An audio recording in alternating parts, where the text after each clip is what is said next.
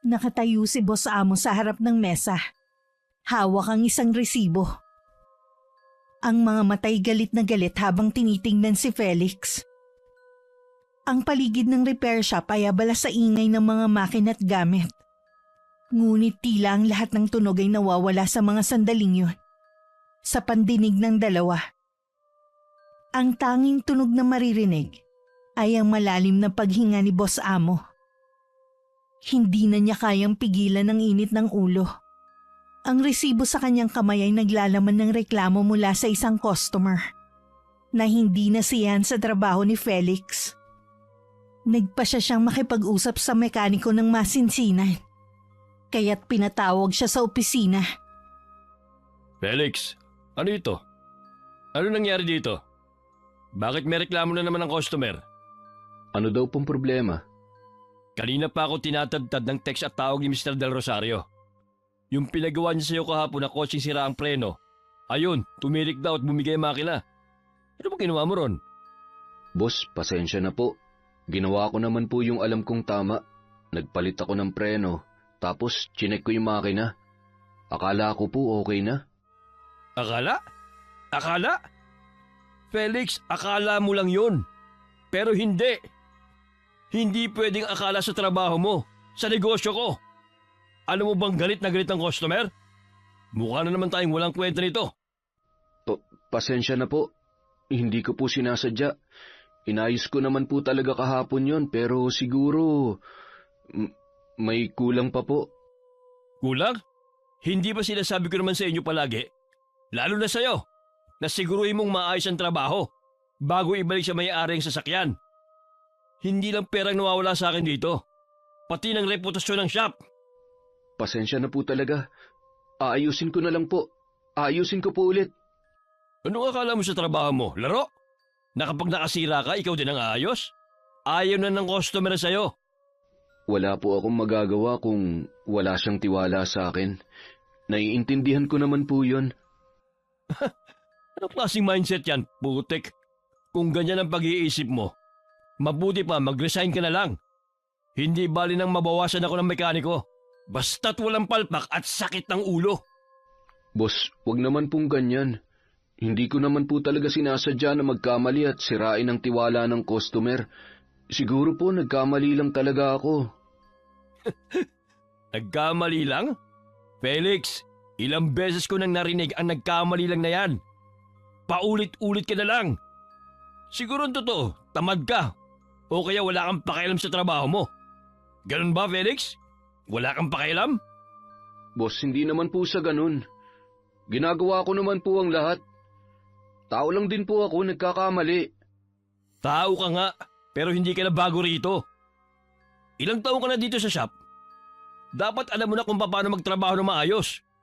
Kung puro palpak ang trabaho mo, sino sa tingin mo maglilinis ng kalat mo? Ako?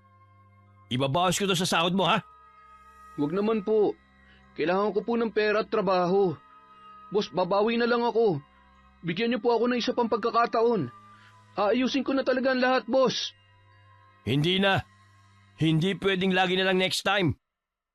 Hindi mo ba naisip kung gaano kalaki ang epekto ng pagkakamali mo sa negosyo ko? Bawat reklamo, nangangahulog ang nawawala na ang tiwala ng mga customer. At yan, Felix, ang hindi ko na kayang panampasin. Namumula na ang mukha ni Felix dahil sa kahihiyan. Hindi na niya alam kung paano pa sasagutin ng kanyang amo. Hindi na siya makapagsalita. At ang kanyang mga kamay ay bahagyang nanginginig dahil sa tensyon. Ramdam niya ang malamig na pawis na dumadaloy sa kanyang noo. At hindi makatingin ng diretso. Sumisikip na rin ang dibdib dahil sa kaba. Dahil nagbabadya ang pagkasisante niya sa minamahal na trabaho. Samantala ang kanyang boss ay umupo na sa harap ng kanyang mesa. Nakakunot pa rin ang noo nito at mahigpit na nakahawak sa ballpen. Lumalagabog ang tunog ng ballpen na paulit-ulit itong ipinapalo sa ibabaw ng mesa. Parang nagbibilang ng segundo sa kung anong isasagot sa kanya. Ang kanyang matalim ng mga mata ay nakatuon kay Felix. Sa bawat tunog na naririnig ni Felix at malakas na tinig ng amo, pakiramdam niya unti-unti siyang lumulubog sa kinatatayuan. Alam mo naman kung gaano kita pinahalagaan dito sa shop, di ba? Magaling ka naman talaga eh. Kaya ka nga nagtagal dito ng halos 7 taon na eh. O sige, bibigyan kita ng isa pang pagkakataon. Pero tandaan mo, ayusin mo na ang trabaho mo. Ayoko ng paulit-ulit na pagkakamali. Hindi na rin pwedeng puro reklamo. Nagkakaintindihan ba tayo? Salamat po. Pasensya na po. Hindi na po ito mauulit. Salamat po sa pagkakataon. Huling pagkakataon mo na to ha. Ayusin mo yan. O maghanap ka na ng ibang shop na paglalagyan mo. Sige, boss. Hindi na po mauulit. Napayuko na lang ang lalaki at halatang tinanggap na lang niya ang lahat ng sabihin ng kanyang amo. Alam niya kasing wala siyang magagawa kundi ang tanggapin ang lahat ng galit at masasakit na salita nito. Sa bawat salitang lumalabas sa bibig nito, pakiramdam ni Felix nanliliit siya.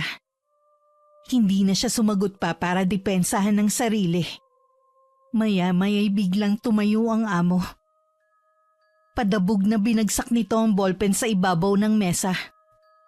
Naglakad ito patungo sa pinto ng opisina. Pagdating doon ay saglit pang lumingon nito kay Felix at tinitigan siya ng matalim bago lumabas at malakas na isinara ang pinto. Naiwan si Felix na mag-isa sa opisina. Tahimik at tila nawalan ng lakas. Dahan-dahan siyang umupo sa silya sa harap ng mesa ng amo at napabuntong hininga. Tinitigan niya ang mga papel na nagkalat sa mesa. Alam niyang kailangan niyang ayusin ang lahat bago bumalik ang kanyang amo. Nang matapos siya, lumabas na rin siya.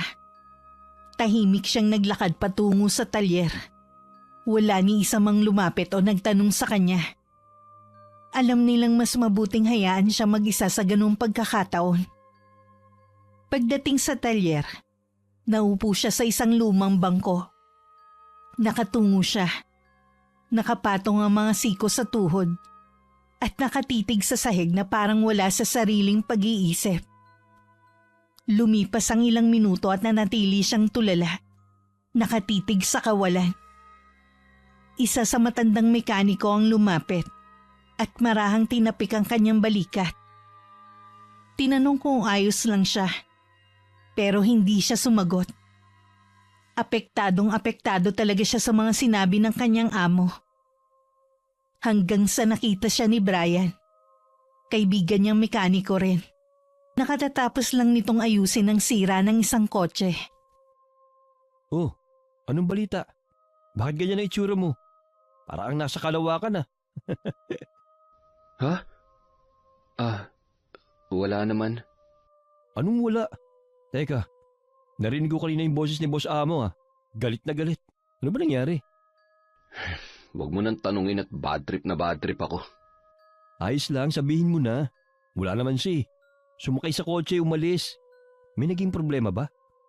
Nagreklamo yung customer kahapon. Naalala mo yung sira ang preno? Ngayon daw, hindi lang yun ang problema. Pati daw makina hindi na umandar matapos kong galawin. Hala, bro. Seryoso ba yan? Di ba sabi ko sa'yo kahapon, i-double check mo lahat bago mo ibalik sa customer? Oo nga, pero akala ko kasi maayos na eh. Ginawa ko naman ang makakaya ko. Hindi ko naman ginusto na magka-problema pa yun. Akala? Di ba alam mo naman na bawal ang salitang akala dito? Kaya ka pala na-sermonan eh. Alam mo, dapat sigurado ka. Lalo na kapag preno at makina ang pinag-uusapan. Delikado yan. Oo na, alam ko na. Nagkamali na nga eh. Sinermo na nga ako ni boss, di ba? Tapos ikaw dadagdag ka pa. Bro, relax. Hindi kita sinasermonan. Gusto ko lang sabihin, matuto ka sa nangyari. Ayoko kasi makita kang napapagalitan ng ganyan. Alam mo namang maiksi lang ang pasensya ni boss eh. Alam mo, sa totoo lang, hindi ko talaga maintindihan eh. Kasi kahapon, maayos naman yung makina ng kotse. Nakaalis pa nga dito sa talyer, di ba? Bakit ganun? Biglang reklamo. Naku, yun lang. Baka naman pinakialaman niya yung kotse niya o may ginawa siya kaya sira ang makina. Pwede kayang ganun? Sino ba yung customer na yan? Si Mr. Del Rosario. Naku, siya pala. Alam mo, namumura na talaga sa akin yung customer na yun eh. Mahilig talaga maghanap ng butas. Kahit na maliit na issue, ginagawa niyang malaking problema para makakuha ng libreng serbisyo. Talaga? Grabe naman. Kung alam ko lang na ganun ang ugali niya, mas siniguro ko pa sana lahat. Pero alam mo, napansin ko rin kahapon, medyo panay ang tanong niya tungkol sa presyo eh. Tapos, pinababawasan niya. Kung ano-anong sinasabi sa akin, na kesyo sa kabilang talyer, mas mababa daw, tapos pulido pa ang gawa. Ayan na nga ba eh. Classic move niya yan, yung panot na customer na yon.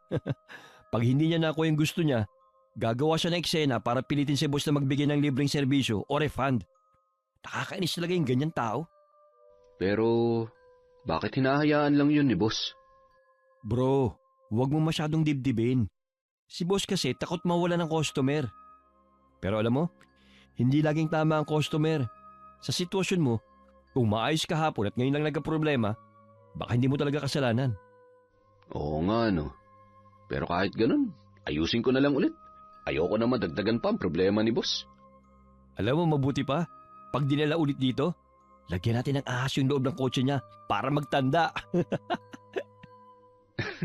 Loko, wag ganun. Ano? Ayos ka na ba? Oo, ayos na ako. Salamat Pinagaan mo ang loob ko. I love you na talaga, bro. Gago, kadiri. Tumigil ka nga dyan. Kinikilabutan ako sa'yo. O sige, balik trabaho na tayo. Baka mamaya, balljack na naman tayo kay Panot. Tahimik na bumalik ang dalawa sa pagkukumpuni. Nasa ilalim na sila ng hood ng isang lumang kotse. Tanging ang tunog ng mga gamit at makina ang bumabasag sa katahimikan ng shop. Tanging ang tunog ng mga gamit at makina ang bumabasag sa katahimikan ng shop. Pareho silang seryoso sa kanilang ginagawa. Habang abala sila parang biglang nag-iba ang ihip ng hangin. Narinig nila ang mga kapwa mekaniko na tila nagkakagulo. Paglabas nila sa ilalim ng hood, parehas nilang nakita na papasok sa talyer ang kotse ni Patricia. Ang apple of the eye ng buong shop. Parang bumagal ang oras at ang bawat matay nakatutok sa kanya. Napalunok si Brian at pasimpleng nag-ayos ng buhok gamit ang marumi niyang kamay. Si Felix naman ay hindi rin maiwasang sumulyap. Si Patricia ay isang babae na ubod ng ganda. May magandang ngiti mula sa mapupulang labi. Matangkad at balingkinita ng pangangatawan niya. Mapupungay din ang kanyang mga mata na parang palaging nangaakit.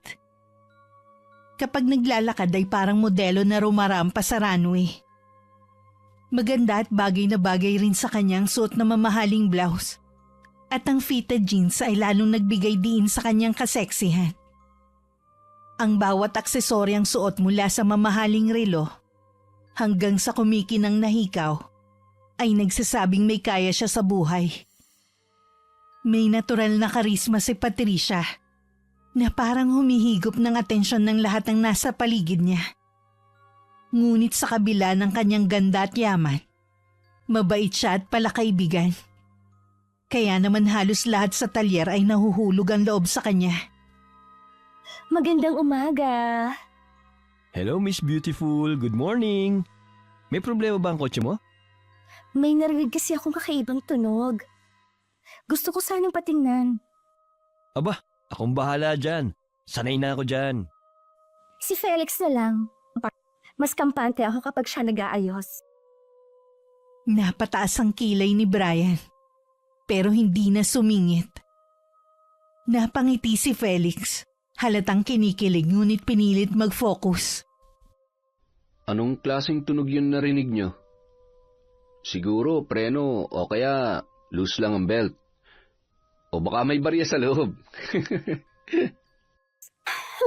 Sana nga ganun lang kasimple. Pero seryoso, parang may kalansing sa ilalim, parang may natanggal na parte. Ganon.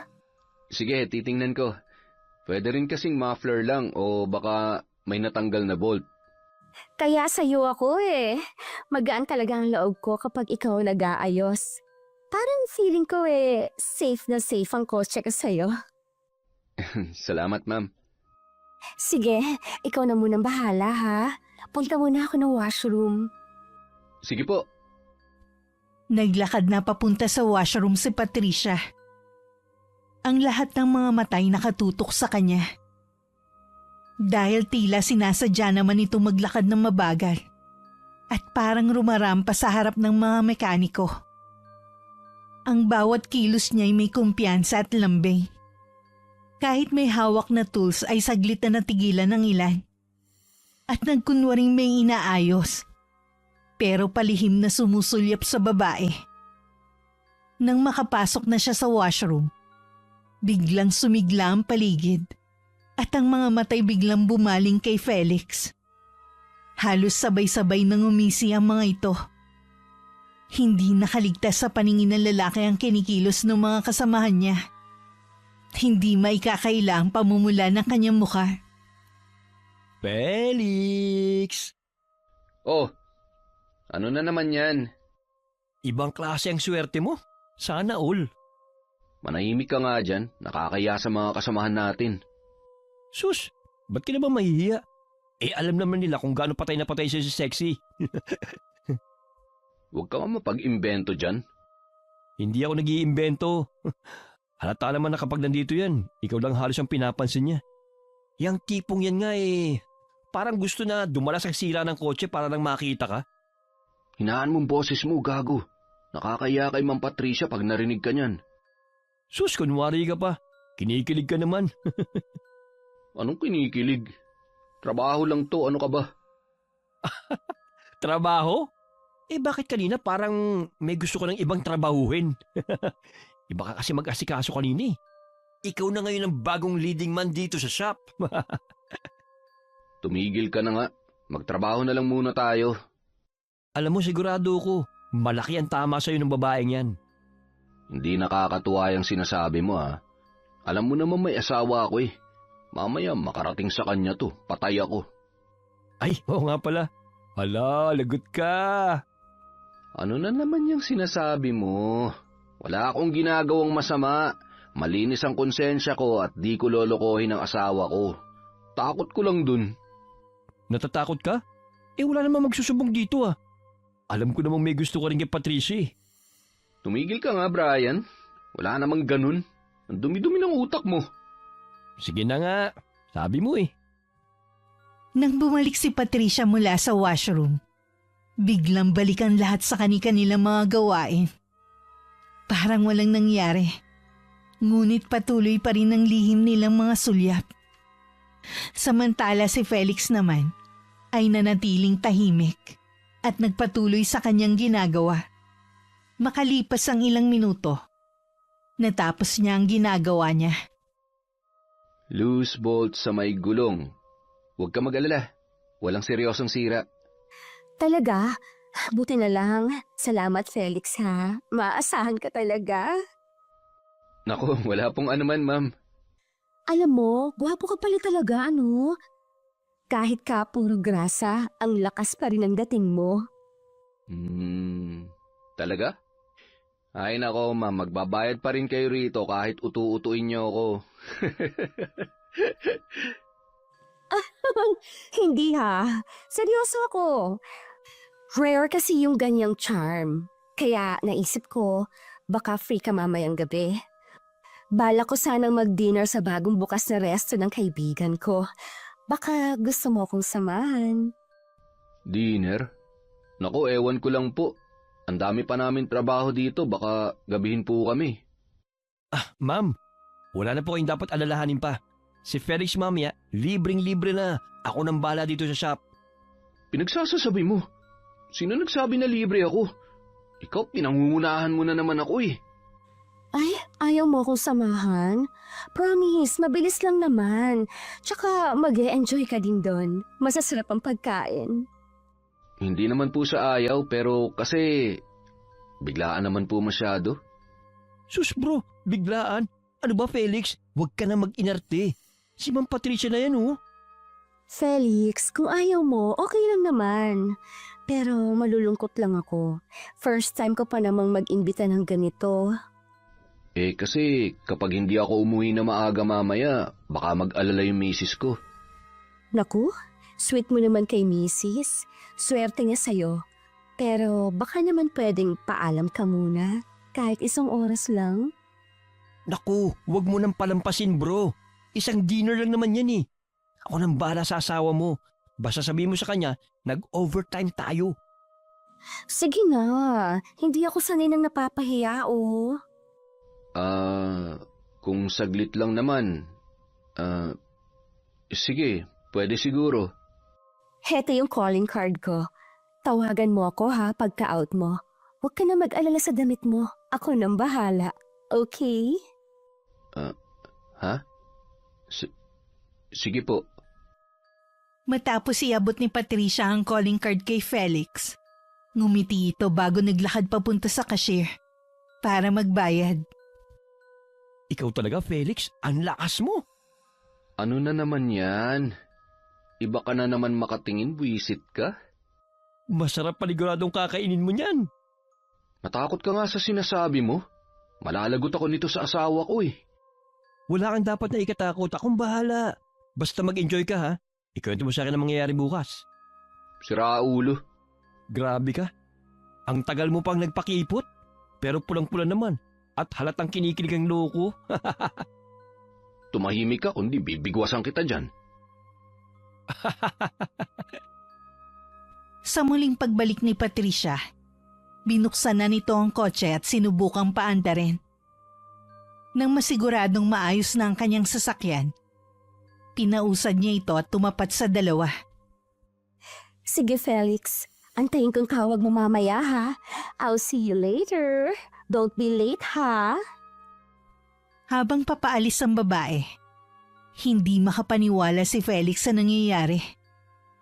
Napangiti na lang siya at nagpatuloy sa trabaho. Pagsapit ng hapon, tahimik na ang paligid ng auto repair shop. Pili lang ang pinanatili ni Boss Amo para tapusin ng mga natitirang sasakyan ng mga kliyente. Nagkataon namang kasali sa mga pinauwi ay si Felix. Habang nag-aayos ng gamit, lumapit si Brian at pilyong initian siya. Bro, tawagan mo na si Ma'am Patricia. Hinihintay ka nun. Ay nako, Brian. Huwag mo nga akong guluhin. Uuwi na ako. Huwag ka na magpakipot. Nasa iyo ng pagkakataon. Kung hindi mo tatawagan, ako na ang gagawa. Napabuntong hininga si Felix at kinuha ang kanyang wallet. Maingat niyang inilabas ang calling card ni Patricia at pinagmasdan to sandali. Ewan ko ba kung paano ako napasok sa kalokohang to? Wala namang mawawala, bro, eh. Dinner lang yan. Hindi naman siguro magagalit si Mrs. sa'yo kung trabahong dahilan. Kinuha ni Felix ang kanyang cellphone at dahan-dahang pinindot ang numero sa calling card. Ilang saglit siyang naghintay habang nagre-ring ang tawag. Hello? Hello po, Ma'am Patricia. Si Felix po ito. Oh, Felix! Tama ang kutob ko, natatawag ka. Out mo na ba?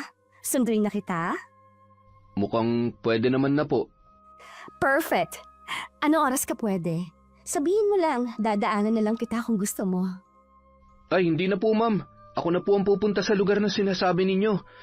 Saan po ba banda yun? No, susunduin kita. May mga binili kasi akong pamangit mo eh. Ma'am, nakakahiya naman po. Puno pa po ng grasa ang buong katawan ko. Saan naman po ako maliligo at magbibihis nito? Ano ka ba? Ako nang bahala dyan. Dadaan muna tayo sa kondo ko. Doon ka na magbihis, okay? Po? O sige na. Daanan na lang kita dyan, ha? Now na! Naglakad si Felix palabas. Nag-aalangan pa rin siya. Pero sa isip ay sinasabi niyang para lang yun sa trabaho. Sa isip niya simpleng dinner lang. At walang halong mali siya at komplikasyon. Lumayo siya ng bahagya sa shop. At ayaw din niyang makita ng ibang kasamahan niya ang kanyang ginagawa. Nakakaramdam siya ng hiya. Ilang sandali lang siyang naghintay at dumating na nga si Patricia. Nang bumukas ang kotse, nakita niyang nakasuot ang dalaga ng isang black dress na simple pero elegante. Lalong nagbigay diin sa kanyang natural na ganda. Halika, sakay ka na. Medyo nag-alangan si Felix, pero sumunod na rin. Binuksan niya ang pinto ng passenger seat at umupo. Sa loob ng sasakyan, amoy ang mahal na pabango ni Patricia. Tahimik silang bumiyahe. Tanging ang malamig na tunog ng air conditioning at mahinang jazz music mula sa stereo ang naririnig. Mukhang tense ka. Relax ka lang, Felix. Casual dinner lang to. Hindi naman po. Medyo naninibago lang. Eh kasi naman, bihira kang lumabas ng shop. Puro trabaho. Dapat minsan, mag-relax ka rin. Di nagtagal ay tumigil sila sa harap ng mataas na kondominium. Pagbaba, tinapat ni Patricia ang keycard at binuksan ang glass door ng lobby. Pagpasok ni Felix, agad siyang napahanga sa interior. Marmol ang sahig at maliwanag ang paligid. May mga malalaking chandelier at eleganteng sofa set sa gilid. Grabe. Parang na tong hotel Sobra ka naman. Tara, akyat na tayo. Sumakay sila ng elevator at dahan-dahang umakyat sa mataas na palapag. Nang bumukas ang pinto, bumungad kay Felix ang isang maluwag at eleganteng unit. Malalaking bintana ang nakaharap sa syudad at ang mga ilaw sa ibaba ay kumikislap sa papadilim na paligid. Ang salay moderno at minimalistic. Cream ang kulay ng sofa at may abstract na painting sa pader. Sa countertop ng open kitchen ay may wine at ilang plato ng appetizers na nakahanda na. Maupo ka muna. Gusto mo ba ng wine? Tubig na lang po. Naku, formal mo naman. Kalimutan mo muna yung po at opo. Free siya na lang. Habang tahimik na nakaupo si Felix sa sofa, lumapit si Patricia dala ang 2 baso ng tubig. Inilapag niya ito sa maliit na glass table sa harap ng lalaki. At saka umupo sa kabilang dulo ng sofa, nakangiti. Pagkatapos uminom, nilabas ni Patricia mula sa isang paper bag ang bagong t-shirt, pantalon at sapatos. Lahat mukhang mamahalin at hindi karaniwang isinusuot ni Felix. Gusto mo na bang mag-shower muna? Para makaginhawa yung katawan mo. Heto nga pala yung mga damit na binili kong susuotin mo. Sigurado akong babagay sa'yo yan. Mamahalin ang mga to, ma'am. Nakakahiya naman po. Bumili pa kayo ng sapatos. Makulit ka din ano? Diba sinabi ko na sa'yo huwag mo na akong tawaging ma'am o mag-oopo? Bata pa ako, no? Baka nga mas bata pa ako sa'yo. Sige na, mag-shower ka na. Ma'am, Patricia, para kasing sobra na to Relax lang. Kanina ka patensyonado Oh, hetong mga gamit mo. Sigurado ako kapag naisuot mo na ang mga ito, matutuwa ka. Saka, simple lang naman to. Plain shirt lang at dark jeans. Yung banyo nasa loob ng kwarto. Pumasok ka na lang sa kwarto na yan. Nandun na rin yung towel at toiletries. Wala ka nang dapat ikabahala. Kumpleto na doon. Kinumpleto ko na. Nag-alinlangan si Felix. Pero nang makita niyang seryoso si Patricia at wala naman siyang ibang opsyon, tumango na lang siya. Salamat, Patricia. Tumayo si Felix at dahan-dahan pumasok sa kwarto dala ang mga damit. Pagpasok niya ng silid, agad na nakaagaw ng kanyang pansin ng kama ng babae. Malaki ito at alam niyang tiyak na malambot. Parang nakaramdam siya ng parang inaaya siya dung mahiga. Ang puting kumot ay makinis na makinis at wala man lang maski konting lukot. Ang mga unan ay nakaayos din at umahalimuyak sa loob ang napakabangong amoy ng floral at vanilla. Napalunok si Felix at napakrus nang pumasok sa kanyang isipan ang imahe nilang dalawa ni Patricia na magkatabi. Nakahiga at balot ng kumot. Agad niyang iniwas ang tingin at kinamot ang batok. Pilit na binabalik ang sarili sa realidad. Grabe naman to. Kung ano-ano naiisip ko. Napabuntong hininga siya at lumingon sa banyo. Pilit na binubura ang tensyong nararamdaman niya. Inilapag niya ang damit sa gilid ng kama. Pumasok siya sa loob. Pagkasara niya ng pinto, napabuntong hininga siya at saglit na tumitig sa salamin. Ano ba tong pinasok ko? Lagot ako kay Lorraine nito. Habang tumatama ang malamig na tubig sa kanyang balat, napapikit si Felix. Sinusubukan linisin hindi lang ang katawan, kundi pati ang gumugulo sa kanyang isipan. Ngunit kahit anong pilit niyang alisin ang imahe ni Patricia, bumabalik ito. Ang lambing ng kanyang boses, ang pag-aalalang ipinapakita nito, at ang pagtrato sa kanyang tila espesyal. Napailing siya at mahina siya nagsalita sa sarili.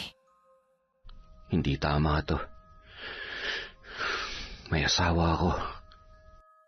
Ngunit habang iniisip niya si Lorraine, bigla ring sumagi sa kanyang isipan ang kanilang mga huling pag-aaway.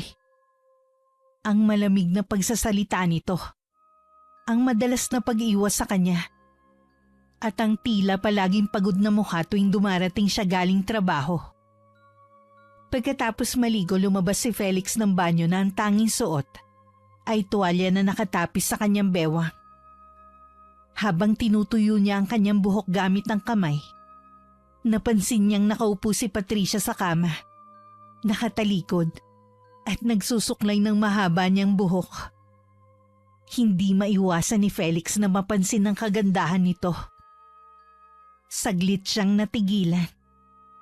Pinipilit na ibaling ang tingin sa ibang direksyon. Subalit tila ba may kakaiba siyang nararamdaman. Sabay pa nang mapansin niyang umiba ang ambience ng kwarto. Ang malamlam na liwanag mula sa lampshade at ang amoy ng pabango ni Patricia ay nagbigay ng init sa paligid. Napalunok si Felix. Biglang bumalik sa isip niya ang imahe nilang dalawa na magkatabi sa kama. Agad niyang iniwas ang tingin at kinamot ang kanyang batok. Ano ba to? Narinig ni Patricia ang kanyang boses at napalingon ito. Isang ngiting may halong biro ang bumungad sa kanya. Naku, sorry. Akala ko sa loob ka ng banyo magbibihis eh. O baka naman sinadya mong lumabas para ipakita sa akin yan. Naku, hindi. Iniwan ko kasi itong mga gamit dito sa kama. Pasensya ka na. Kunin ko na lang at magbibihis na ako sa loob. Tumawa si Patricia at ibinalik ang suklay sa lamesa malapit sa kama. Tumayo ito at naglakad palapit sa kanya. Tanga ng bagong biling damit. Oh, heto na, suotin mo. Sigurado akong babagay ito sa'yo. Iniabot ni Patricia ang mga damit, pero hindi agad kinuha ni Felix. Huwag ka nang mahiya. Tsaka huwag ka nang bumalik sa banyo. Dito ka na magbihis. Hindi na lang ako titingin.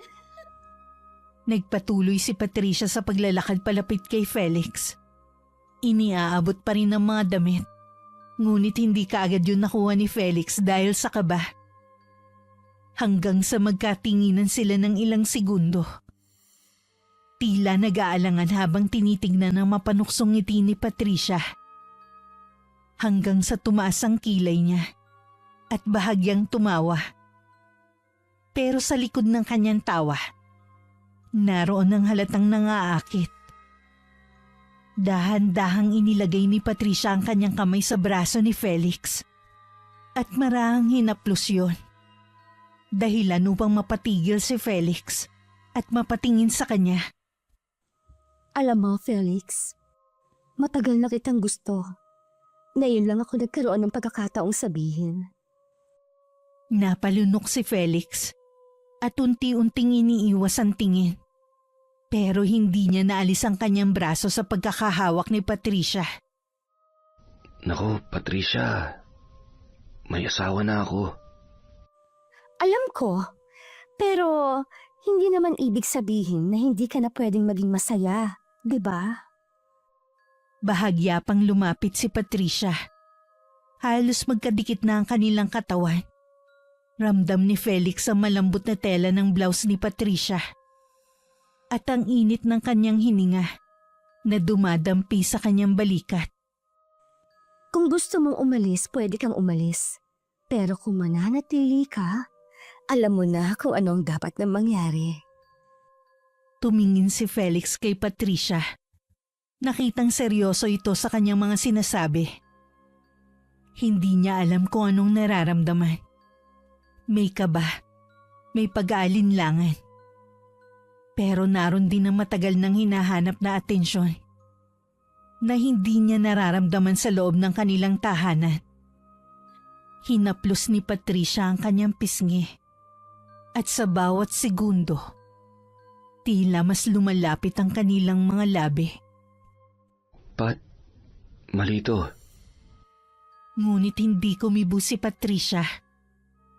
Bagkus dahan-dahan niyang inilapat ang kanyang mukha at hinagkan ang labi ni Felix.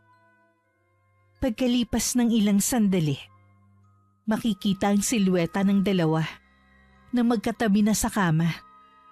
Parehong nakabalot sa malambot at makinis na puting kumot. Tahimik ang buong kwarto. Tanging ang marahang tunog ng kanilang paghinga ang naririnig. Nakatagilid si Patricia. Bahagyang nakapatong ang ulo niya sa balikat ni Felix, habang ang kanyang daliri nilalaro sa dibdib nito. Si Felix naman ay nakatingin sa kisame. Tila nag-iisip ng malalim. Tahimik ang kwarto. Pero ramdam ang init na naiwan ng kanilang mga katawan.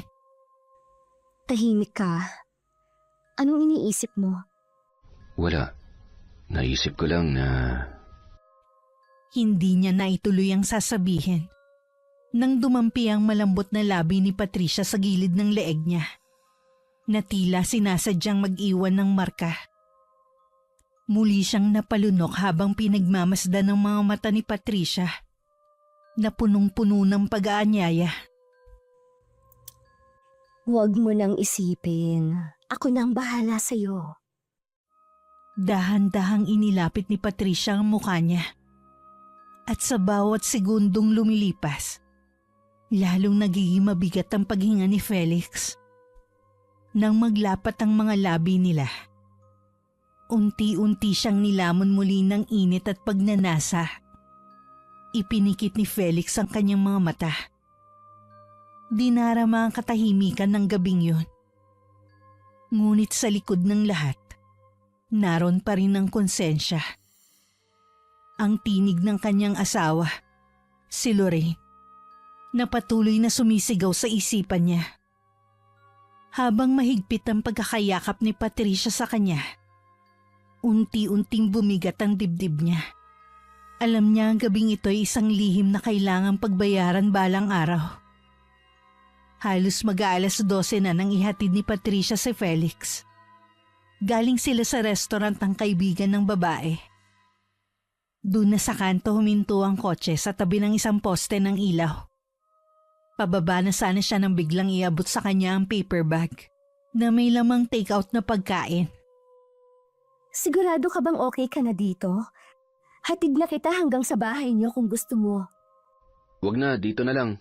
Baka kung ano pang isipin ng mga kapitbahay. Salamat sa paghatid at sa dinner. Bahagyan tumawa si Patricia at sumandal sa manibela. Tinitigan si Felix na tila nang aakit pa rin kahit paalis na. Wala yon. Basta tawagan mo ako kapag may kailangan ka, ha? Sana hindi ito ang huli, Felix. Sige, salamat ulit. Ingat ka. Bumaba na siya at dahan-dahang isinara ni Felix ang pinto ng sasakyan. At habang umaandar na ito papalayo, napatitig siya sa mga ilaw ng brake light na dahan-dahang naglaho sa kanto. Napatungo siya at napabuntong hininga bago naglakad pa uwi. Pagpasok niya sa bahay, tahimik ang lahat. Nakasarado na ang mga ilaw. Maliban sa maliit na nightlight na naiwan sa may kusina. Dumaan siya sa kusina at dahan-dahang ibinaba ang dala niyang takeout sa lamesa. Habang tinatanggal niya ang kanyang sapatos, lumabas mula sa kwarto si Lorraine, naka-nightgown at halatang kagigising lang. Nagulat si Felix at bahagyang natigilan.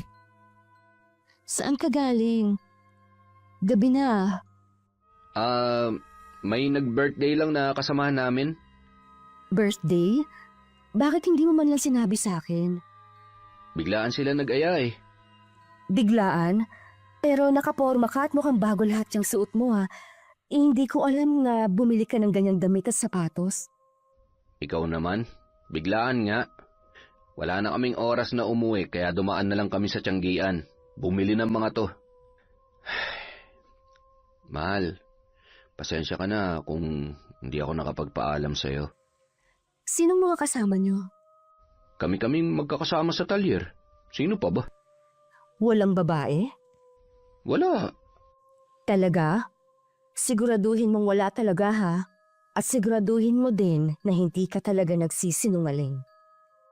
Mahal naman, nagsisimula ka na naman eh. Ang dami mong tanong. Wala ka bang tiwala sa akin? Masama na ba magtanong ngayon ng misis sa kanyang mister na halos inumaga ng uwi? Nagkasarapan kasi ng kaunti sa inuman. Pagpasensyahan mo na ako. Sa susunod, magpapaalam na ako sa'yo. O eto, kumain ka para mabawasan yung pagbubunga mo. Bunga nga agad? Teka, ano ba yung inuwi mo? Aba, pati pagkain mo kang mamahalin ha. Sosyal yata ang katrabaho mo. Marami bang napaldo? Pinagsasasabi mo. Malay ko ba kung magkano yan? Hindi naman ako nagbayad eh. Mabuti nga naalala pa kita eh at inuwihan kita. Sige na, tikman mo. Promise, masarap yan. Sinimulan tikman ni Lorraine ang pagkain at nagustuhan naman niya to. Ngunit nang malapit na siyang matapos, biglang tumayo ang kanyang mister at naghubad ng pangtaas na damit at iniligay ito sa labahan. Ngunit naging mabilis ang mga mata ng Ginang dahil sa konting sandali na nasa harap niya ang mister. Kaagad niya napansin ang di kaaya-ayang marka nito sa leeg. Talaga bang walang babae sa party niyo? Ano na naman ba to, Lorraine? Nasagot ko na yan kanina. Hindi na sinagot ni Felix ang asawa. Bagkus ay dumiretso na ito sa kanilang kwarto. Dahil nais na rin talaga niya magpahinga. Pagod na si Felix. Hindi lamang sa maghapon na trabaho, kundi pati na rin sa araw-araw na bangayan nila mag-asawa. Habang nakahiga sa kama, pilit niyang iniipit ang kanyang ulo sa unan upang maibsan ang ingay ng sunod-sunod na litanya ni Lorraine. Sa bawat salitang binibigkas nito, pakiramdam ni Felix, parang sinasaksak siya nito ng kutsilyo sa puso. Sanay na siya sa ganitong eksena. Pinipili na lamang niyang manahimik madalas. Dahil alam niyang kahit anong sagot niya, mas lalo lang magpapalala sa galit ng asawa. Sa kabila ng lahat, nagagawa pa rin niya itong pagpasensyahan at tiisin para sa kanilang ilang taon ng pagsasama bilang mag-asawa. Hindi lang bunganga ni Lorraine na nagpapahirap kay Felix. Dahil mahilig po muna ang babae. Minsan lang siya malate galing sa trabaho dahil sa overtime. Hindi na ito tumitigil kakatanong kung saan siya nanggaling Maski sa gawaing bahay na minsan siya na ang gumagawa, napupulaan pa siya. Palaging may mali sa bawat kilos niya. Pinipilit ni Felix na intindihin ng asawa na baka lang dala ito ng stress o pagod. Ngunit unti-unti na rin siyang nauubusan ng dahilan para magtiis. Napapansin niyang nawawala ng saya sa kanilang relasyon. Ang dating masayang lambingan ay napalitan na ng sikretong mga tampo at hinanakit. Sa mga gabing tulad nito, naiisip niya ang masaya nilang nakaraan. Si Lorraine na isang simpleng babae lang. Maamo ang mukha at dating maingat kumilos.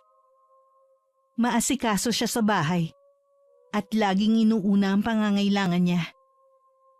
Hindi rin mahilig makipagtsismisan. Siya yung uri ng asawang inakala niyang perpektong katuwang sa buhay. Ngunit habang lumilipas ang panahon, unti-unti niyang napansin ang pagbabago nito sa kanya. Ang mga katangian niyang minahal sa asawa, lahat yun ay nabaligtad na. Hindi na siya halos nag-aayos ng sarili. Palaging nasa labas para makipagkwentuhan. Madalang na lang din siyang asikasuhin. At madalas siya pang inuutusan para magsilbi. Ano yan, ha? Ano yung marka sa leeg mo? Paano mo ipaliliwanag yan, ha? Sige nga, sabihin mo sa akin kung sino ang kasama niyo sa party. Kami-kami nga lang. Ang kulit mo naman eh. Kumain lang kami sa restaurant at uminom ng konti. Sinungaling. May chikinini ka dyan sa leeg mo. Tapos sasabihin mo sa akin... Ilang beses ko bang sasabihin sa'yo na wala akong ginagawa masama? Nangati lang yan kanina dahil may kung anong insektong kumagat. Tapos kinamot ko kaya nagkamarka. Ano, masaya ka na? Ganyan ka na lang ba, Felix? Mag-iimbento ng kung ano-anong palusot? Paulit-ulit na kasinungalingan mo ang isasagot mo tuwing magtatanong ako? Pwede ba tumigil ka na? Itiko mo na yung bibig mo at nakakahiya sa mga kapitbahay. 12:00 pasado na, Lorraine. Ano ba? Tumahimik ka! Hindi pa ako tapos! Hindi ako naniniwala sa mga sinasabi mong lepche ka! Hindi ka naniniwala? Oh, matagal ka naman na palang walang tiwala eh. Ginagawa mo kasi akong bulag at tanga. Hindi mo ba nakikita kung gaano kasakit sa akin na makita kang may ganyan? Kung talagang mahal mo ako, bakit ka nagsisinungaling? Ano bang gusto mong marinig? Sinabi ko nang wala akong ginagawang masama, di ba? Kung hindi mo paniniwalaan yan, wala na akong magagawa. Kung ayaw mong umamin, bahala ka. Pero itong tandaan mo, hindi ako tanga. Aalamin ko ang totoo. Di alamin mo. Huwag mo akong subukan. Kung sa tingin mo makakalusot ka dyan sa kalokohang ginagawa mo, nagkakamali ka. At kapag nalaman kong may babae ka talaga, maniwala ka. Hindi lang ito matatapos sa bunganga ko. Baka gusto mong subukan kung hanggang saan ang kaya kong gawin. Ano na naman yan, Lorraine? Ang hilig mong magbanta. Akala mo ba natatakot ako sa'yo? Hindi. Hindi ka takot? Sige, subukan mo ako, Felix. Tingnan natin kung hanggang saan ang tapang mo. Pwede ba? Tumigil ka na. Hindi mo kailangang umabot sa ganito. Tumigil? Hindi ako titigil. Aayusin mo yung sarili mo o ako ang gagawa ng paraan para malaman ang ginagawa mong kalokohan. At kapag nangyari yon, huwag kang umasa na magiging mabait ako. Tandaan mo, wala akong sinasanto kapag nasaktan ako. Alam mo, Lorraine, hindi ko na alam kung anong klaseng asawang gusto mong maging ako eh.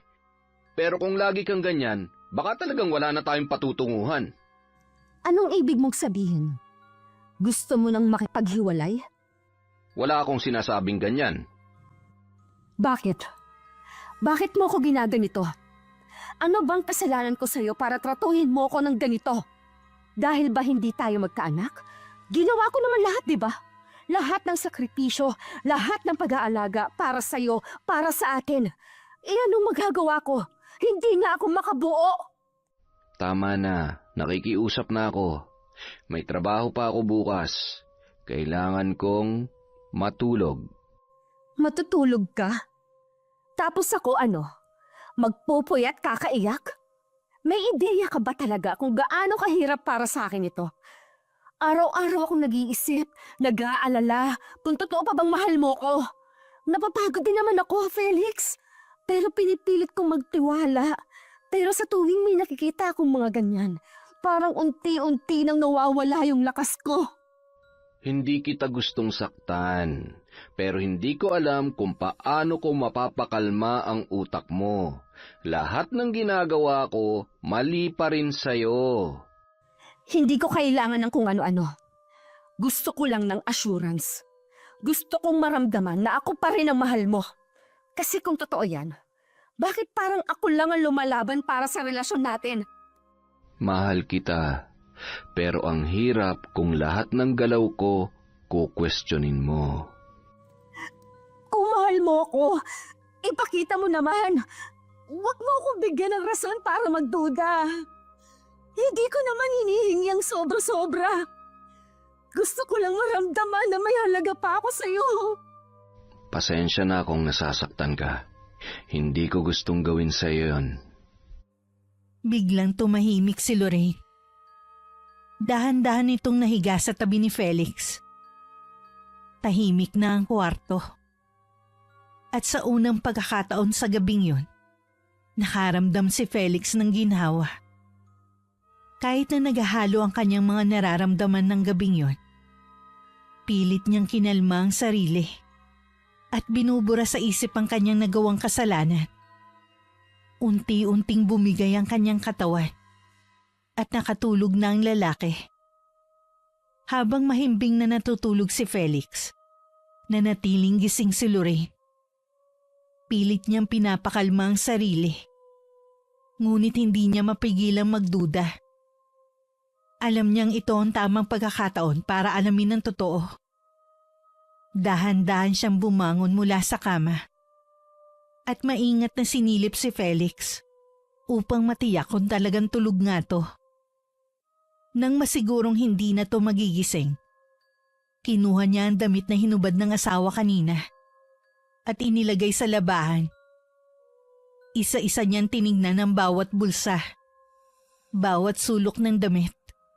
Umaasang makakahanap siya ng anumang ebidensya na magpapatunay sa kanyang hinala. Nang makita niyang walang laman ng mga bulsa, hindi pa rin siya tumigil. Sinuri niya ang kwelyo, ang manggas, at kahit ang tela ng damit. Baka may mga bahid ng pabango o anumang kakaibang bagay. Habang ginagawa ito, naghalo ang kaba at galit sa kanyang dibdib. Habang hawak ang damit, naisip niyang maaaring wala siyang makita sa gabing ito. Ngunit alam niyang hindi pa rin siya titigil. Para kay Lorraine, hindi sapat ang salita ni Felix. Kailangan ko makasigurong hindi mo talaga ako niloloko. Nang makabalik na siya sa kanilang silid mag-asawa, narinig niyang tumunog ang cellphone ni Felix. Nung unay nag-alangan pa ang babae, pero kinuha niya rin to.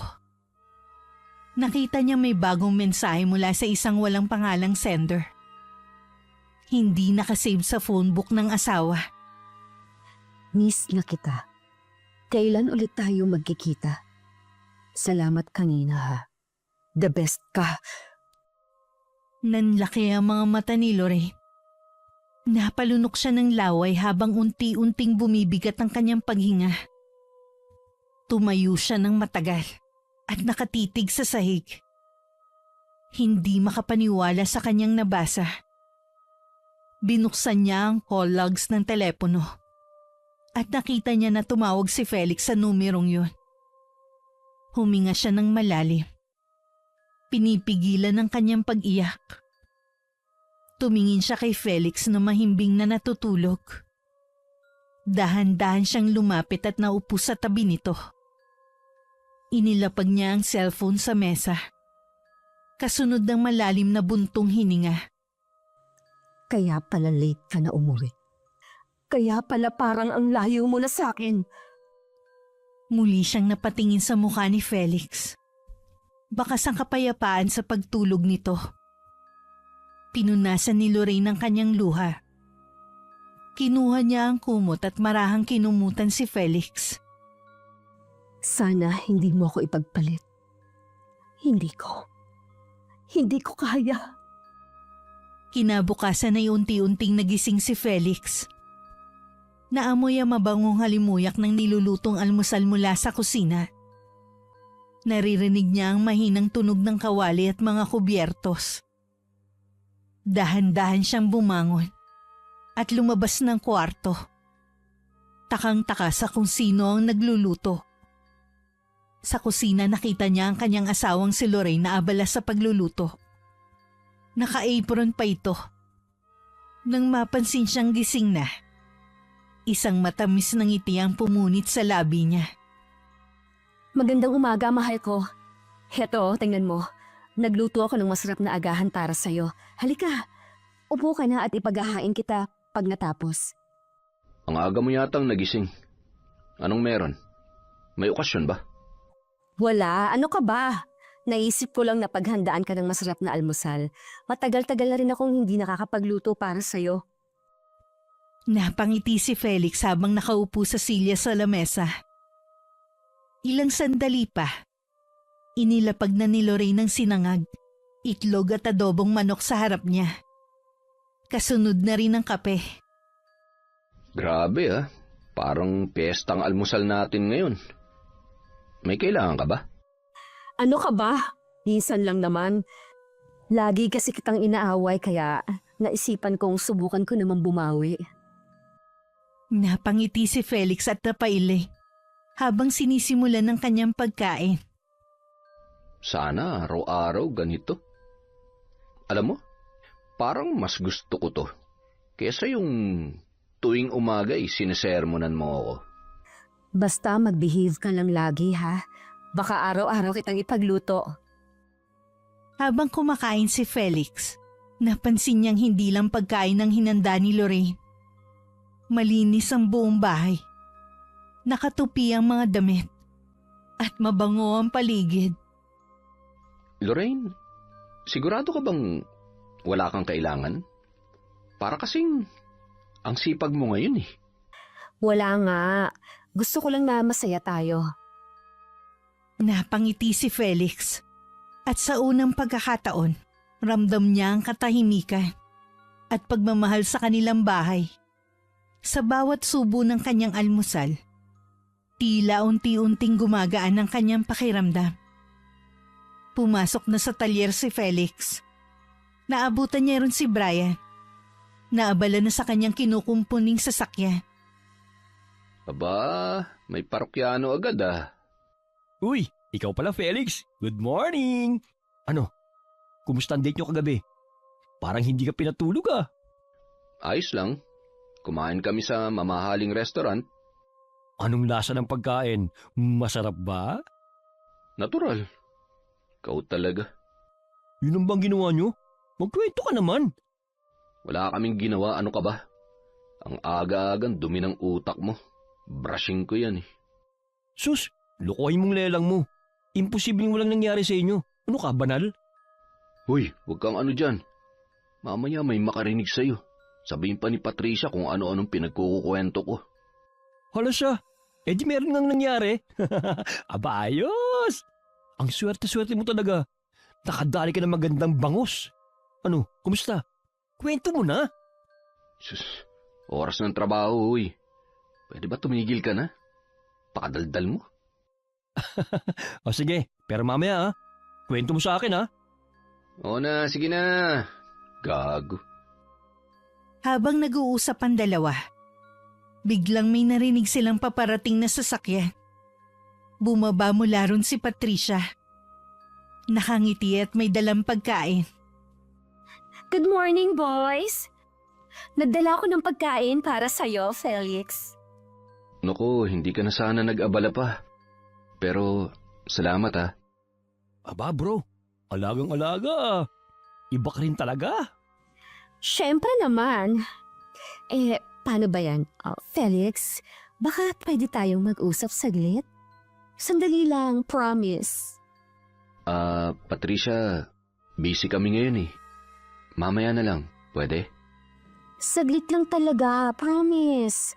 Hindi naman kita aabalahin ng matagal. Oh, sige na Felix.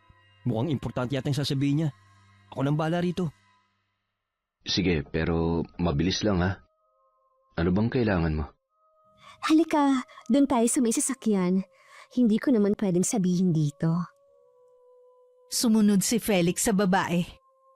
Halatang hindi komportable. Pagdating sa may sasakyan, tumayo si Patricia nang malapit sa kanya. Nakangiti pa rin at may kakaibang ningning ang kanyang mga mata. Humawak siya sa braso ng lalaki bago muling nagsalita. Baka pwede ka ulit pumunta sa kondo mamaya. Sunduin kita. Ano? Patricia, may asawa ako. Ayoko magkaroon ng problema. Asawa? Mukha namang hindi ka masaya, Felix. Bakit ba pinipigilan mong sarili mo? Alam kong masaya ka kagabi. Nag-enjoy ka naman, di ba? Bakit hindi mo na ako mapagbigyan ngayon? Sige na, saglit lang naman after work mo. Ano bang ginagawa mo? Pwede bang tigilan mo na to? O sige, kung ayaw mo, edi dinner na lang. Ayoko ng gulo. Hindi na pwede. Sige na, babalik na ako sa trabaho. Nire-reject mo ko? Sira ulo ka ba? Matapos na nangyari kagabi, ganyan na magiging approach mo sa akin? Bastos mo! Muntik na ako mahuli ng asawa ko kagabi. Si Lorraine hindi nun basta-basta pinapalampas ang hinala niya. Ano ngayon kung muntik na? May napatunayan ba siya? Wala naman, di ba?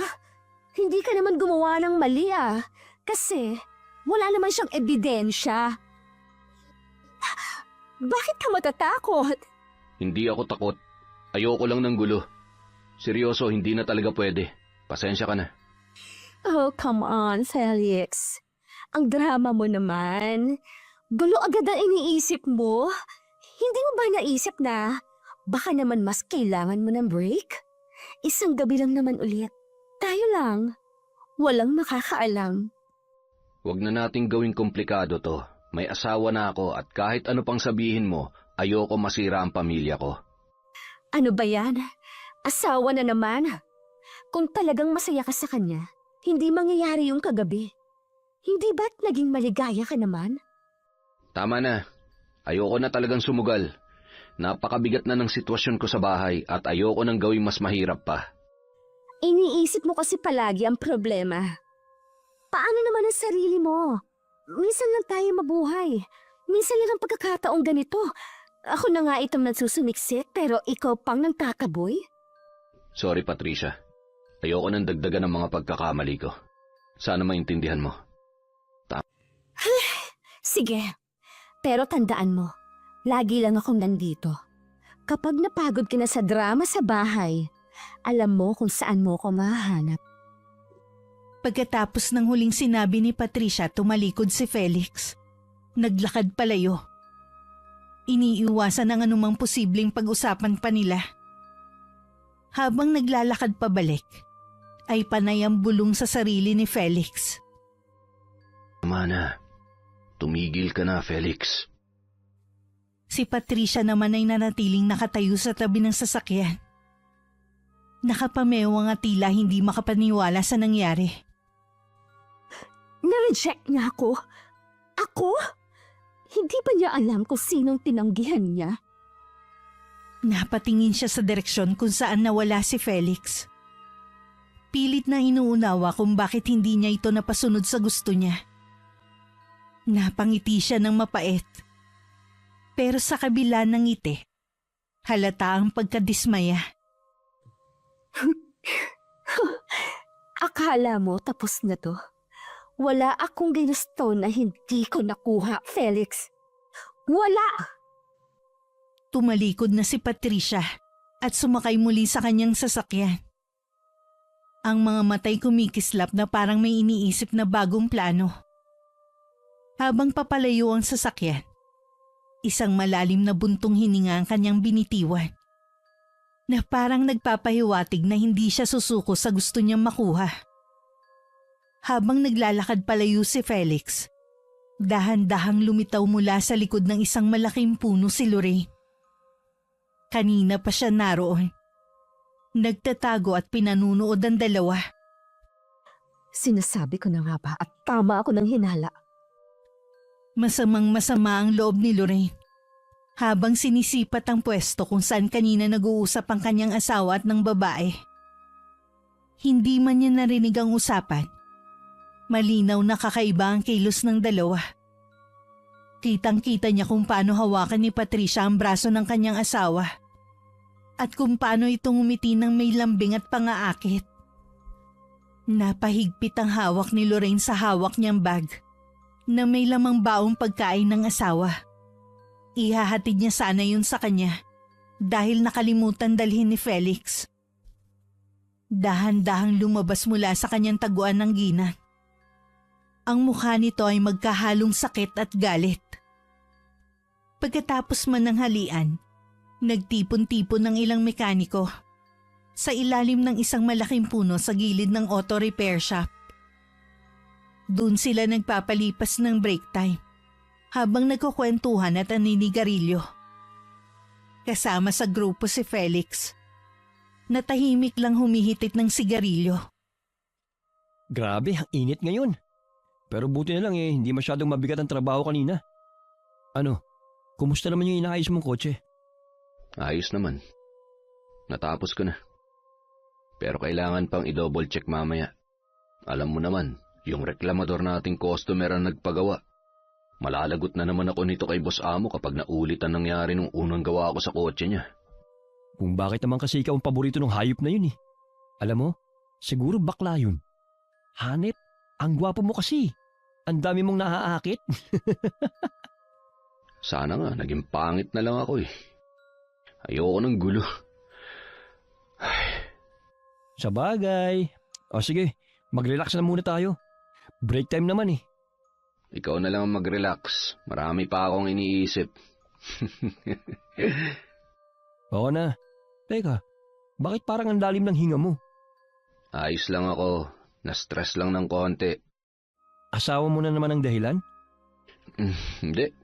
Pinagluto pa nga ako nun ng masarap na almusal eh. At pinabaunan ng tanghalian na nakalimutan ko naman. Hindi siya dahilan ng stress ko kundi... Si Patricia ba? Malaking gulo nga yan bro. Pero kung talaga nakukonsensya ka, ikaw na lang ang umiwas. Kalimutan mo kung ano nangyari at bumawi ka sa asawa mo. Alam ko. Alam kong dapat ganun nga. Kaso ang hirap eh. Parang kahit anong gawin ko, hindi mabura sa isip ko yung nangyari. Ay, nakukonsensya ako sa ginawa ko, pre. Ayusin mo na lang yan. Hindi pa naman huli ang lahat eh. Wala pa namang alam ang asawa mo dito, di ba? Paano kung malaman niya? Paano kung hindi niya ako mapatawad? Wala yan. Hanggat walang nagsasabi sa inyo ni Patricia ng tungkol sa nangyari, wala siyang malalaman. Mabuti pa, huwag mo nang pansinin yung babae. Putulin mo na ang kahit anong koneksyon nyo. Mag-move on ka na. Salamat, Brian, ha? Tama ka. Habang tumatayo si Brian at lumayo, naiwan si Felix na nakatulala. Iniisip kung paano niya aayusin ang mga bagay. Alam niyang mahirap ang tatahakin niyang landas. Pero alam din niyang ito lang ang tanging paraan para maibalik ang kapayapaan sa kanyang buhay at sa kanyang pamilya. Nagpatuloy ang kanilang usapan. Pero natigilan si Felix nang may maramdamang kakaiba sa kanyang katawan.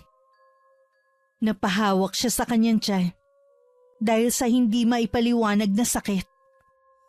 Aray! Oh, ayos ka lang ba? Parang bigla kang namutla. Ano, masakit ba tiyan mo?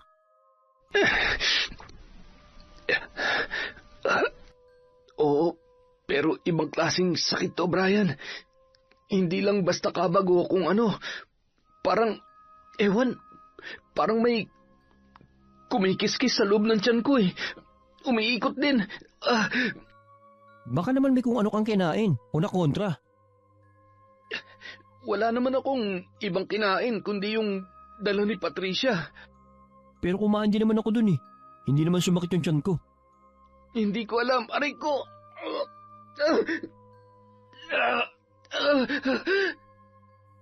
Habang pinagmamasdan siya ni Brian, napansin nitong tila nangingitim ang gilid ng mga mata ni Felix. Maputla din ang mukha nito, maging ang mga labi. Napansin din niyang nanginginig ang mga kamay nito. Baka kailangan mo na magpatingin sa klinik. Sandali lang. Kaya ko pa. Baka kusa rin tong mawala. Ngunit hindi bumuti ang kanyang pakiramdam. Bagkus ang sakit ng kanyang tiyan ay unti-unting gumapang sa kanyang buong katawan. Nanlamig ang kanyang mga kamay, lalo at tila nang hina ang mga binti niya. Pinilit niyang tumayo ng diretso, ngunit habang tumatagal, lalong lumalala ang sakit. Napahawak siya sa pader para hindi matumba. Sinubukan niyang huminga ng malalim, ngunit parang masumigpit ang pakiramdam sa dibdib niya. Nanginginig na ang kanyang mga kamay, at ang paningin niya'y tila umiikot.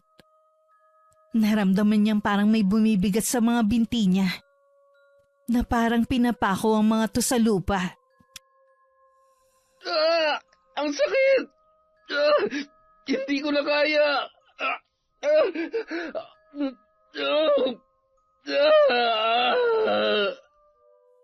At bago pa makareact si Brian, bumagsak si Felix sa lupa. Nawala nito ng malay. Nagkagulo ang ibang mekanikong nakakita. Agad-agad siyang pinaligiran. Sa malayo nakatayo si Lorraine. Tahimik na pinanonood ang lahat. Ang mukha niya'y hindi mabasa kung galit o natutuwa. Sa kanyang mga daliri marahan niyang nilalaro ang isang maliit na piraso ng basahan na may nakaguhit na kakaibang simbolo. Felix, ito pa lang ang simula. Ipinapangako ko. Pagdudusahan mo ang ginawa mong panloloko sa akin. Nang magising si Felix, bumungad sa kanya ang mukha ng kanyang asawa na punong-puno ng pag-aalala. Nakaupo ito sa tabi ng kanyang kama. Mabuti naman at nagising ka na. Tinawagan ako ng mga kasamahan mo sa trabaho. Ang sabi nila, bigla ka raw nawala ng malay at hindi ka na magising kaya itinakbo ka dito sa ospital. Habang nakikinig, pilit na inaalala ni Felix ang mga nangyari bago siya nawalan ng malay. Ang biglaan sakit sa kanyang tiyan, ang paninikip ng kanyang dibdib, at ang malamig na pawis na bumalot sa buo niyang katawan. Ayon sa doktor na tumingin sa kanya, ang naging diagnosis ay hypertension. Paliwanag nito maaaring dulot ito ng sobrang pag-iisip at stress na nagdulot ng biglang pagtaas ng kanyang dugo. Kaya nawalan siya ng malay. Hypertension daw. Sabi ng doktor, kailangan mo magpahinga at bawasan ang stress. Kaya ngayon, kailangan mo muna mag-leave sa trabaho para makapagpahinga ka. Ako na munang bahala sa lahat. Hypertension? Paano nangyari yun eh? Masakit lang naman ang tiyan ko. Kasama na ba yun sa sintomas ng high blood? Sumakit ang tiyan mo? Bakit? May kinain ka bang... Teka, oo, naiwan mo yung baon mo. Baka kaya sumakit ang tiyan mo kasi meron kang kinain na panis o kaya merong lason. Kaya ka nagkaganyan. Saan ba kasi galing ang kinain mo? Sa karinderya malapit sa shop. Di bali na, magaling ka naman na daw. Felix, kung may iba kang nararamdaman, sabihin mo sa akin ha? Huwag mong itago sa akin. Ayokong may masamang mangyari sa'yo. Sa paglipas ng mga araw, unti-unting humina ang katawan ni Felix. Ang dating maliksi at masiglang mekaniko, ngayon ay halos hindi na makakilos ng maayos. Sa bawat pagising niya tuwing umaga, pakiramdam niya'y may mabigat na nakadagan sa kanyang dibdib. Nagpatuloy ang paghihirap niya. Dumating sa punto na hindi na siya halos makalakad. Kapag sinusubukan niyang tumayo, naninigas ang kanyang mga binti at nawawalan ng lakas. Ang kanyang mga talampakan ay parang may nakakabit na mabigat na bagay. Ilang beses na silang nagpabalik-balik sa doktor. Pero walang makitang konkretong paliwanag ang mga espesyalista. Ang mga resulta ng kanyang mga pagsusuri ay normal. At walang makitang dahilan ng kanyang panghihina. Sa kabila ng kalagayan ni Felix, nanatili si Lorraine sa kanyang tabi. Bagamat dumaan sila sa maraming alitan at pagsubok sa kanilang relasyon, ipinakita ni Lorraine ang kanyang tunay na pagmamahal sa asawa. Hindi niya iniwan si Felix. Sa halip inalagaan niya ito ng buong pagmamalasakit. Siya ang nag-asikaso ng lahat, mula sa pagpapakain kay Felix, pagbibihis nito, hanggang sa pag-aasikaso ng kanilang mga gastusin at mga appointment sa ospital. Sa mga sandaling yun, labis na pasasalamat ang nararamdaman ni Felix para kay Lorraine. Habang dumaraan ang araw, patuloy na iniinda ni Felix ang pagbagsak ng kanyang kalusugan. Wala na siyang magawa kundi ang umasa kay Lorraine. Hanggang sa isang araw, habang nasa palengke ang asawa, may dumating siyang mga bisita. Si Brian at isang hindi niya kilalang matanda. Bro, kumusta ka na? Ang payat mo na. Grabe, ang bilis naman. Ano nangyari sa'yo? Hindi ko nga alam eh. Wala namang makita ang mga doktor kaya di nila ako magamot. Di ko alam kung napapano ako. Kaya nga ako pumunta ngayon dito eh. At isinama ko ng tiyo ko na albularyo. Susubukan niyang alamin kung bakit ka nagkakaganyan. Ako nahihirapan sa kalagayan mo eh. Baka sakaling makatulong sa'yo yung tiyo ko.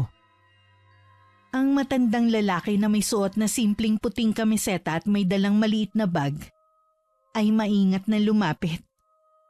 Mahinahon nitong tinanong si Brian tungkol sa kalagayan ni Felix. Habang ang huli naman ay nakatitig lang. Hindi sigurado kung maniniwala ba siya sa ideya ng isang albularyo.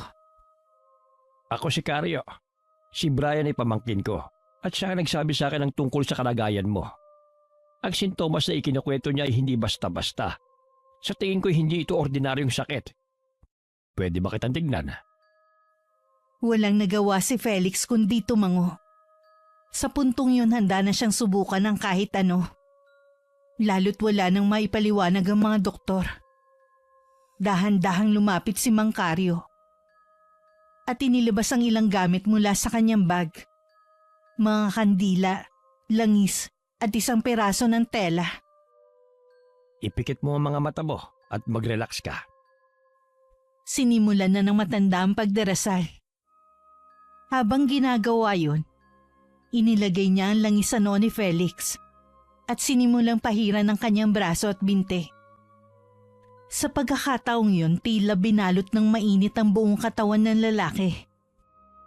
Sinasabi ko na nga be, may mabigat at masamang enerhiya ang nakakabit sa iyo. Hindi natural ang pinagmulan ng sakit mo, iho. Mukhang may gumagawa sa iyo ng masama. Ha? Po? Anong ibig niyong sabihin? Kinukulam ka. At kinalulungkot ko.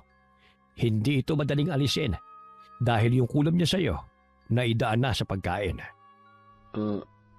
Hindi mo na ako magagamot? Kung ganun, mamamatay na ba ako? Hindi. May pwede pa naman akong gawin. Yun ay kung pahihintulutan ako ng asawa mo na gamutin ito. Bakit naman hindi papayag ang asawa ko? Sa pagkakataong yung bumukas ang pinto at pumasok si Lorraine. Bit-bit ang mga pinamili mula sa palengke. Napahinto siya sa pintuan nang makita ang albularyo. Ano to? Ano nangyayari dito? Agad na nagpaliwanag si Brian kay Lorraine. Pero laking gulat nila na nagalit ito. At bigla na lang silang itinulak kasabay ng mga pagbabanta. Walang nagawa ang dalawa kundi ang lumabas ng bahay. Seryoso ka ba talaga dito? Aasa ka na sa albularyo? Hindi mo ba naisip na baka lalo lang lumala ang sitwasyon? Bakit? Wala namang masama. Lorraine, Ilang linggo na akong ganito. Para akong nauupos na kandila. Pagod na ako sa kakabalik-balik sa ospital at sa kakapaliwanag ng mga doktor na wala namang nakikita sa akin. Hindi mo ba naiintindihan? Ayoko na ng ganito. Kung may kahit kaunting pag-asa na gumaling ako, bakit hindi natin subukan? Tumigil ka! Hindi ako naniniwala sa mga ganyan.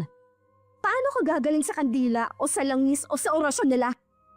Hindi naman to tungkol sa kung anong pinaniniwalaan mo. Katawan ko to. Gabi-gabi pakiramdam ko para akong tinudurog sa sakit. Araw-araw nawawalan ako ng lakas. Ayoko nang hintayin na wala na ako magawa bago tayo kumilos. Sa kalaliman ng gabi, natuklasan ni Felix ang isang bagay na gumulantang sa kanyang pagkatao. Nakita niya si Lorraine na nakatayo sa tabi ng kanilang kama. Sa kamay nito'y may hawak na maliit na bote na puno ng mga kakaibang bagay. Mga hibla ng buhok, piraso ng damit at iba pang misteryosong laman. Hindi ito nagsasalita. Ngunit naririnig ni Felix ang mahihinang bulong mula rito. Mga salitang parang nasa wikang Latin o orasyon. Si Lorraine sa sandaling yun ay nakakatakot. Dahil sa matatalimang kanyang mga mata. Ngunit ang mas ikinatakot niya ay nang mapansin niya ang hawak ng kanyang asawa na nooy titig na titig sa bagay na nasa kanyang kabilang kamay. Ang kanyang litrato. Labis siya nabigla sa nakita. Hindi siya makapaniwala at ang takot na nararamdaman niya ay naging galit. Hindi niya kayang tanggapin na ang babaeng iniisip niyang nagmamahal sa kanya, si Lorraine, ang posibleng kumukulam sa kanya. Ano to? Bakit mo ginagawa to? Ha? Teka, mali ka na iniisip. Bakit, Lorraine? Anong kasalanan ko? Hindi. Mali ka ng akala, Felix. Mali. Hindi mo ba naiintindihan ang ginagawa mo? Pero sinusubukan kitang iligtas. Iligtas ako? Ang tawag dito pangkukulam. Alam ko na ang lahat. Alam ko na may ginagawa kang masama. Sumulyap si Lorraine kay Felix at nakita niya ang galit sa mga mata nito. Ngunit tila hindi siya tinatablan. Tumango siya ng mabagsik. Oo, mangkukulam ako. Pero ginawa ko to para sa atin. Para sa pamilya natin. Pamilya? Anong pamilya sinasabi mo? Pamilya bang tawag mo sa ganito na nagawa mo akong saktan, hayop ka? Huwag mong sabihin sa akin na itong tanging paraan para tayo'y maging masaya. Hinawakan ni Lorraine ang maliit na bote at dahan-dahan itong itinago sa ilalim ng kanyang damit. Pumikit siya at huminga ng malalim bago tumingin kay Felix. Hindi mo alam kung gaano kasakit ang maging ako, Felix. Alam ko na may babae ka, kaya ako ginawa ito. Ayoko mawala ka sa paningin ko. Ayoko mawala ka sa buhay ko. Wala akong babae, Lorraine. Oo, may babaeng umaaligid sa akin at aaminin ko, nagkamali ako na minsang sumama ako sa kanya pero ikaw ang pinili ko at paulit-ulit kong pipiliin sa kabila ng mga kakulangan mo bilang asawa. Umamin ka rin. Sinasabi ko na nga ba at tama ako na niloko mo ko. Oo, nagkasala ako pero hindi kita niloko. Ano tong ginawa mo? Pinahihirapan mo ko. Ano to? Gusto mo akong patayan, ha? Itinatama ko lang ang mali. Kung pababayaan kita, darating ang araw na iiwan mo ako. Hindi kayang itama ng mali ang isa pang pagkakamali, Lorraine. Hindi na kita kilala. Kung gusto mo, sige. Sige, patayin mo na ako kung diyan ka magiging masaya.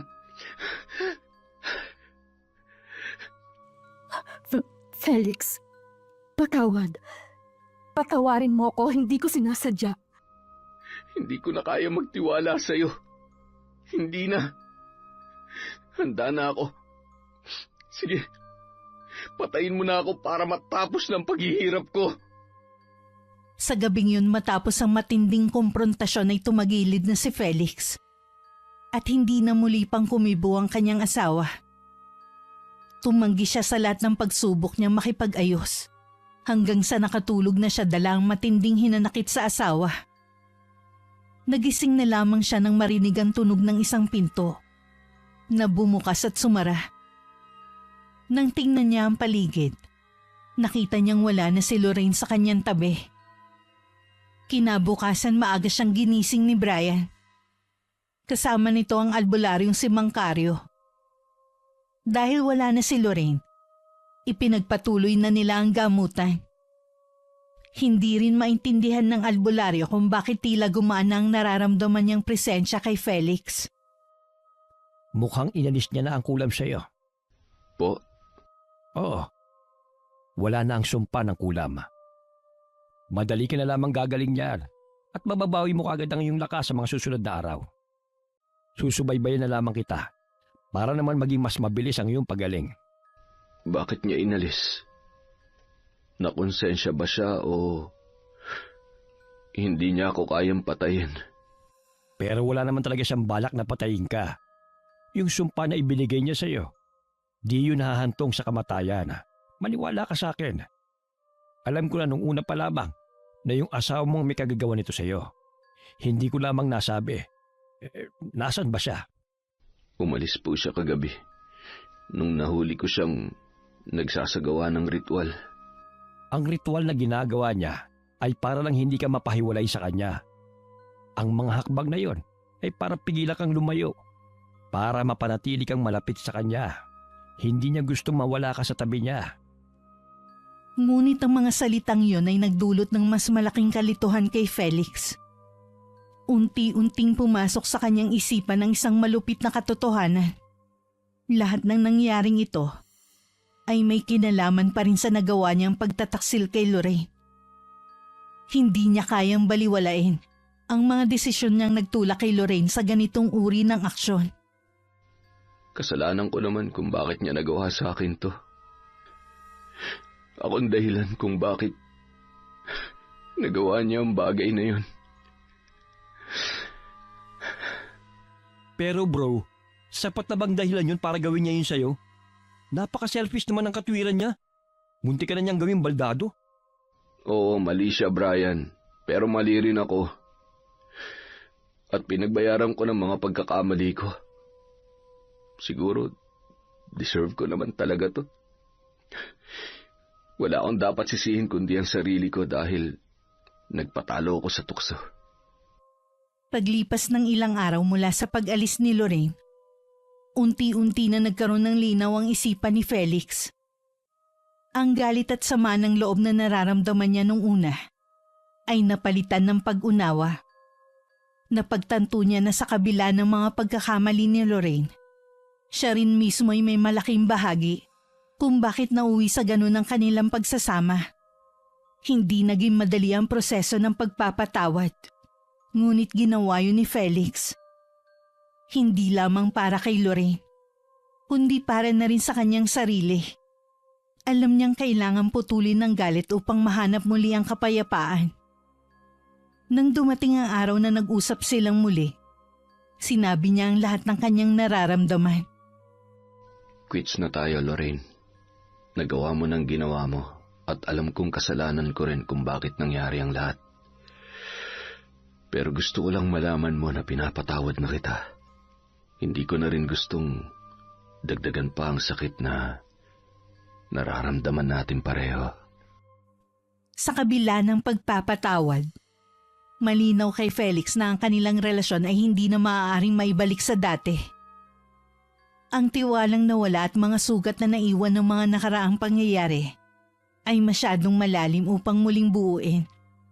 Kaya't nagdesisyon siyang tuluyan ng tapusin ang kanilang pagsasama.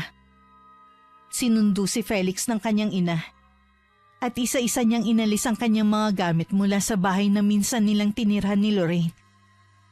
Habang nag-iimpake, hindi niya maiwasang maalala ang masasayang sandali nila noon. Ngunit alam niyang yun ay bahagi na lamang ng nakaraan.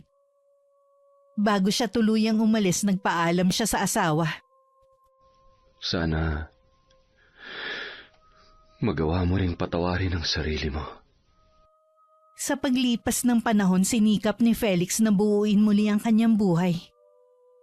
Ang kanyang desisyon na magpatawad at tuluyang lumayo ay naging simula ng isang bagong kabanata para sa kanya. Isang kabanatang puno ng pag-asa at mga aral mula sa nakaraan. Wakas. Nakatayo si Boss Amo sa harap ng mesa. Hawak ang isang resibo. Ang mga